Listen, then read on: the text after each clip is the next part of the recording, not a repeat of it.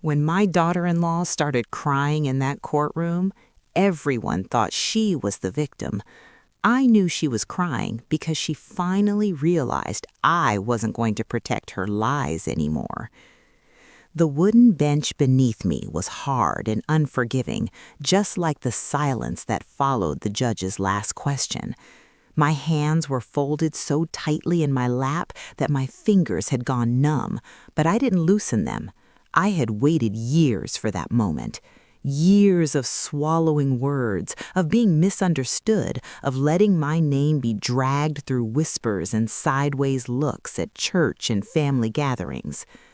Across the room, my son sat stiff, his jaw clenched, staring straight ahead like if he didn't move, the truth wouldn't find him. And beside him was his wife, my daughter-in-law, mascara smudged, shoulders shaking, clutching a tissue as if it were the only thing keeping her together.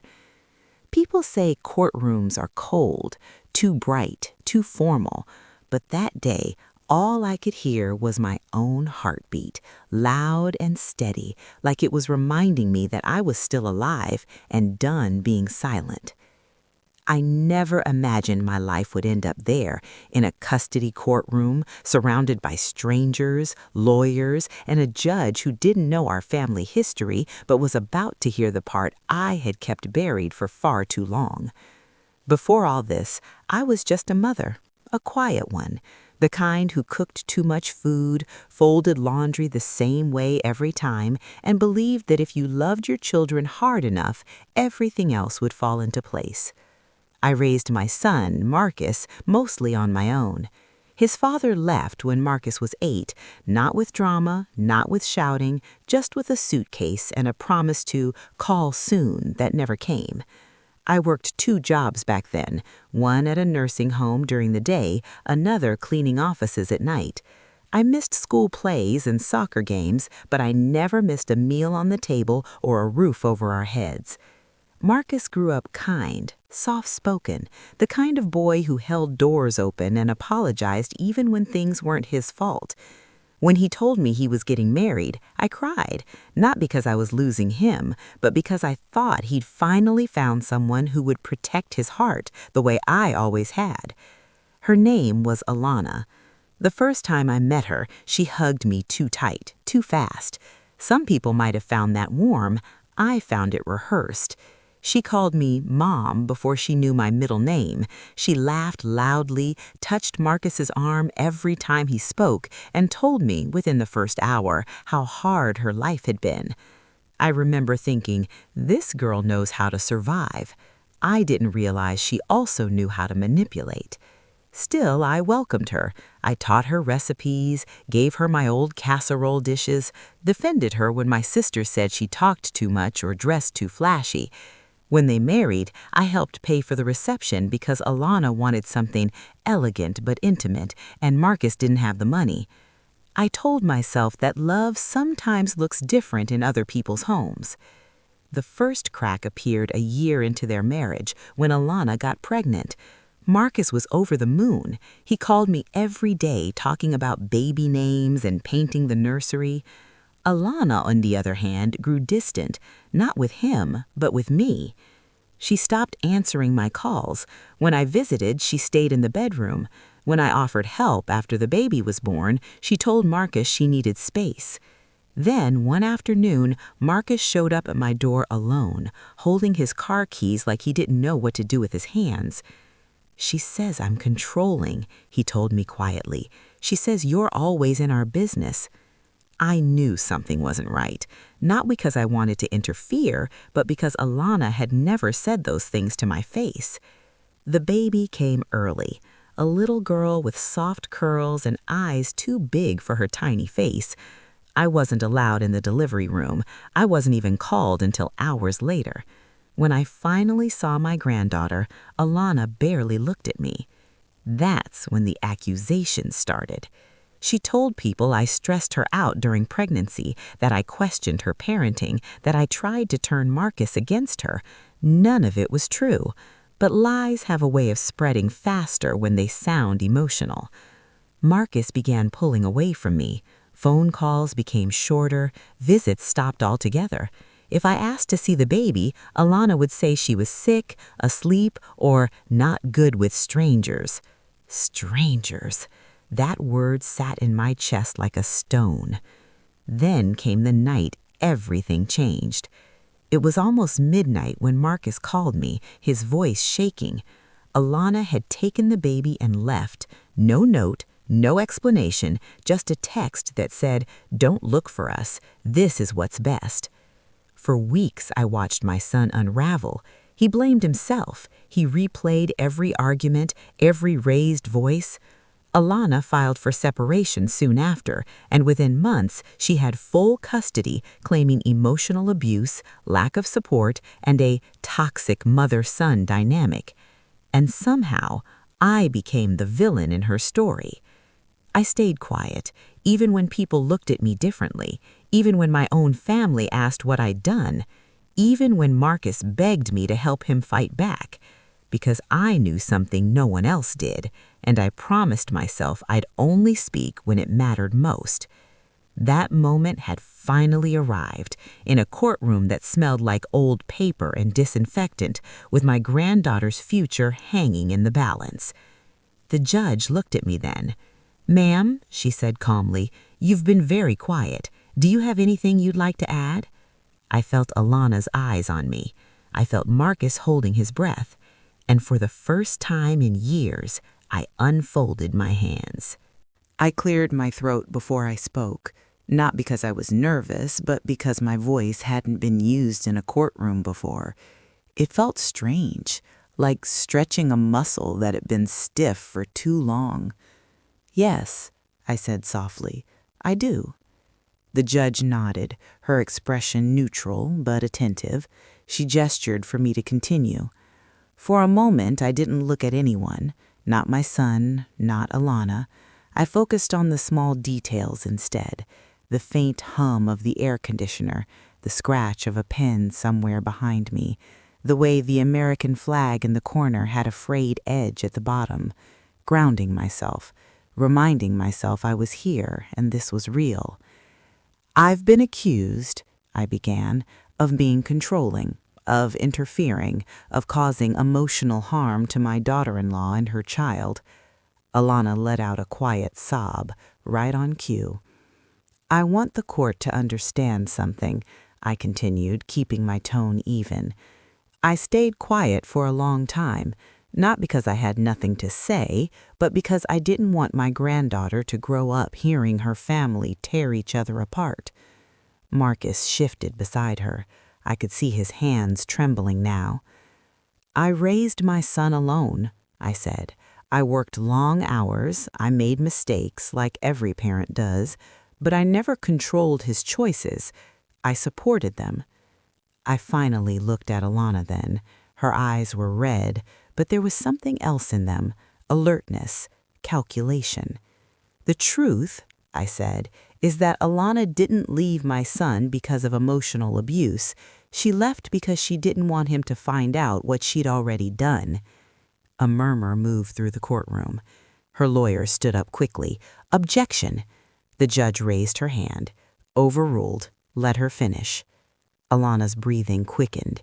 I could see her chest rising and falling beneath her blouse. "I didn't want to be the one to say this," I said, "but I was there the night Alana left. She came to my house, she brought the baby, and she asked me for help." Marcus's head snapped toward me. "Mom?" "She told me," I continued, "that she'd been seeing someone else, that it started while she was pregnant, that the man wanted her to leave Marcus and start over." Alana shook her head violently. "That's not true," she cried. "She's lying." I reached into my purse slowly, deliberately. My fingers brushed against the folded papers I had carried for years, waiting for a moment I prayed would never come. "I kept these," I said quietly, "because I knew one day the truth would matter more than my silence." The judge studied the documents carefully. The room felt like it had stopped breathing. Marcus stood up suddenly. "You told me she hated you," he said, his voice cracking as he looked at Alana. "She said you wanted to take my child away." I felt tears burn behind my eyes, but I didn't let them fall. I loved her, I said, until she asked me to lie to my own son. Alana collapsed into her chair, sobbing openly now. The courtroom no longer felt sympathetic. It felt heavy, awkward, the kind of quiet that comes when a story doesn't end the way people expected. The judge leaned back, her expression no longer neutral. "Miss Alana, is there anything you'd like to say in response?" Alana looked around wildly, at her lawyer, at Marcus, at me. "She manipulated me. She's always hated me. She wanted my son all to herself." I shook my head slowly. "That's not true," I said. "If I wanted him all to myself, I wouldn't have raised him to love so deeply." The judge called a recess shortly after. As people filed out, Marcus didn't follow Alana. He stayed where he was, staring at the floor. "Why didn't you tell me?" he whispered when the room emptied. I walked over to him, every step heavy. "Because you loved her, and because sometimes the truth doesn't heal, it wounds first." He covered his face with his hands, shoulders shaking. I placed my hand on his back, just like I used to when he was a little boy and nightmares chased him out of sleep. "I'm so sorry," he said. "They made me believe—" "I know. That's why I waited." When court resumed, the ruling was clear. Custody arrangements were revised, supervised visitation, counseling required. The judge's voice was calm but firm. Accountability had entered the room, and it wasn't leaving quietly. Alana didn't look at me again. Outside the courthouse, the air felt different, lighter, like a storm had finally moved on. Marcus stood beside me on the steps. "I don't know how to fix this," he said. "You don't fix it all at once. You start by telling the truth, even when it hurts." As I watched him walk away, shoulders straighter than they'd been in years, I felt something unfamiliar settle in my chest. Not victory, peace. The weeks after the court hearing were quieter than I expected. Not peaceful exactly, just still, like the house after company leaves and you're left staring at the indentations on the couch cushions. Marcus started calling again. At first, it was just short check-ins. "Hey, Mom," followed by long pauses where neither of us knew what to say. Healing, I learned, doesn't rush in all at once. It tests the ground before it settles. Alana didn't call at all. I wasn't surprised. People who build their lives on stories rarely come back to the ones who know the truth. The hardest part wasn't the court or the accusations or even the years of silence. It was my granddaughter. Seeing her only during supervised visits felt unnatural, like loving through glass. She'd reach for Marcus, confused, her little hands opening and closing as if trying to understand why things felt different. Children feel disruption long before they can name it. During one visit, she toddled over to me and rested her head against my knee. No words, just trust. I had to look away so I wouldn't cry. Marcus was struggling too. The guilt hit him in waves. Some days he was angry, at Alana, at himself, at the years he couldn't get back. Other days he was quiet, withdrawn, carrying the weight of realizing he'd turned his back on the one person who never asked him to choose. One evening he came over and announced. I was standing at the stove, stirring a pot of soup I'd made too much of out of habit. "It smells like when I was a kid," he said softly from the doorway. I didn't turn around right away. Some moments are fragile. You don't rush them. He sat at the table, watching me the way children do when they want comfort but don't know how to ask for it. "She rewrote everything," he said finally, so slowly I didn't even notice. I nodded. "That's how it usually happens. She made me believe you were the problem, that your love was control, that your concern was manipulation." I set the spoon down and faced him. "Marcus," I said gently, "people who want power over you will always convince you that your support system is dangerous." He swallowed hard. "I should have protected you," he said. I shook my head. "No, you were learning, just like I did when your father left. We all learn the hard way sometimes." That night, he cried the way he hadn't since he was a boy. No pride, no defenses, just grief. I sat with him until the soup went cold and the sky outside the window turned dark. Alana, meanwhile, didn't fade quietly. She posted vague messages online about toxic families and surviving emotional abuse. People commented with sympathy, unaware of how carefully curated pain can be. I didn't respond. I didn't defend myself. I'd already told the truth where it mattered. One afternoon, months later, I received a letter in the mail. No return address. I knew who it was from before I opened it. Inside, Alana's handwriting slanted sharply, like each word had been written in a hurry. She accused me of ruining her life, of turning her own child against her, of winning. I read it once, then I folded it carefully and placed it in the bottom of my drawer with the others, not as proof anymore, but as a reminder. Truth doesn't need to be loud to be final. The biggest change came slowly, almost unnoticed. I started sleeping through the night again. The knot in my chest that had lived there for years loosened. I stopped replaying conversations in my head, stopped wondering how different things might have been if I'd spoken sooner. I realized something important. Silence is not always strength, but neither is speaking too early. Timing matters. One morning, as I was watering the plants on my porch, a neighbor I barely knew stopped and said, "I heard what really happened. I just wanted to say, I'm sorry you went through that."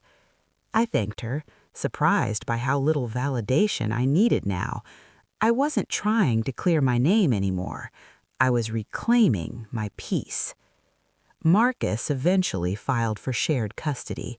It wasn't easy. There were setbacks, counseling sessions that ended in tears, hard conversations that left him exhausted. But he showed up. Every time. One evening, as he buckled his daughter into her car seat after a visit, she reached back and grabbed his finger. "Daddy stay?" he asked. He looked at me, eyes shining. "Always," he said. In that moment, I knew telling the truth hadn't just changed the past, it had protected the future. People often ask me if I regret staying quiet for so long. Sometimes, late at night, I think about that, about the years lost, the birthdays missed, the holidays where my chair stayed empty and the emptiness was blamed on me instead of the lies that created it. But regret is a heavy thing to carry. What I carry instead is certainty. I didn't speak out of anger. I didn't expose the truth to punish. I spoke because silence was no longer protecting the innocent.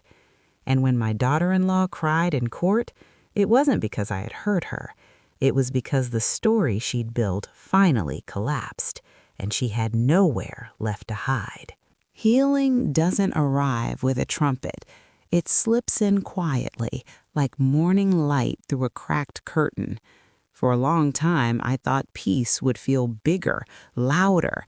I imagined relief would rush in all at once, washing away the years of tension and accusation. Instead, it showed up in small, ordinary moments that felt almost undeserved at first. Like the first Sunday Marcus came back to church and chose to sit beside me. No announcement, no apology whispered for the world to hear, just his presence, steady and humble. When the pastor spoke about truth and accountability, Marcus lowered his head and pressed his fingers together, the same way he used to when he was nervous as a boy. I didn't reach for him. I didn't need to. Being there was enough. After service, a few people approached us, some with kindness, some with curiosity disguised as concern. I answered politely, briefly. Marcus did the same. We weren't there to correct every rumor, just to move forward. That was something I'd learned the hard way. You don't owe everyone your story just because they watched part of it unfold. Alana, on the other hand, was unraveling in ways she couldn't control anymore. The court-ordered counseling sessions frustrated her. She skipped appointments, blamed scheduling issues, accused the therapists of taking sides. When supervision rules tightened because of missed visits, she lashed out, not publicly this time, but privately, through long, rambling messages sent late at night. She told Marcus he was weak, that I had poisoned him, that the system was unfair. He showed me one message, his hands shaking as he passed me his phone. "I don't recognize her," he said. I read it slowly, then handed it back. "You're starting to," I corrected gently. That realization didn't make him stronger overnight, but it made him clearer, and clarity is powerful. My granddaughter began speaking in full sentences around that time. She laughed easily, asked endless questions. She liked sitting on the kitchen floor while I cooked, handing me spoons like she was helping. One afternoon, she looked up at me and said, "Grandma, safe." 3 words. They nearly broke me. I realized then that children don't need perfect families. They need honest ones. There was a moment, not long after, when Alana finally reached out to me directly. She asked to meet. I thought about it for a long time before agreeing, not because I was afraid, but because I needed to be sure my reasons were clean. I wasn't seeking closure from her. I already had it. But sometimes the door needs to be closed gently instead of slammed. We met at a quiet cafe halfway between our homes, neutral ground. She arrived late, wearing oversized sunglasses indoors, as if the truth might recognize her. She didn't order anything, just sat across from me, arms crossed, foot tapping. "I never thought you'd do that," she said finally, "in court. I didn't do it to you. I did it for my granddaughter." Her mouth tightened. "You took everything from me." I leaned back in my chair. "No," I said, "your choices did." She laughed bitterly. "You think you're some kind of hero now." I shook my head. "No, I think I'm a grandmother who stopped lying." That seemed to deflate her. She removed her sunglasses then, and for the first time I saw her clearly, not as a villain, not as a threat, but as a deeply frightened woman who had built her life on escape routes. "I didn't think it would go this far," she whispered. "Truth always does, eventually." She looked away. "Do you hate me?" I considered the question carefully. "No," I answered, "but I don't trust you, and those are 2 very different things." She nodded slowly, as if that made sense. We didn't hug when we parted, we didn't promise anything, and that was okay. Some relationships don't end with reconciliation, they end with boundaries. As months turned into a year, life found its rhythm again. Marcus moved into a small place closer to me so visits were easier. He started therapy consistently, learned how to listen without defending himself, learned how to parent without guilt leading the way. I watched him become a different kind of man, not hardened, but honest. And me? I started doing things just for myself again. Morning walks, journaling, volunteering at the community center. I laughed more, slept better. I stopped flinching when my phone rang. One evening, as Marcus and my granddaughter were leaving for dinner, Marcus paused at the door. "I don't say this enough, but thank you for waiting until I was ready to hear the truth." I smiled softly. "Thank you for finally listening." After they left, I stood in the quiet house and looked around, not at what had been taken from me, but at what had been returned. My dignity, my voice, my place in my family. Truth doesn't always arrive gently, but when it does arrive at the right time, it heals more than it harms. And I finally understood something I wish I'd known sooner. Silence is not weakness, but neither is speaking.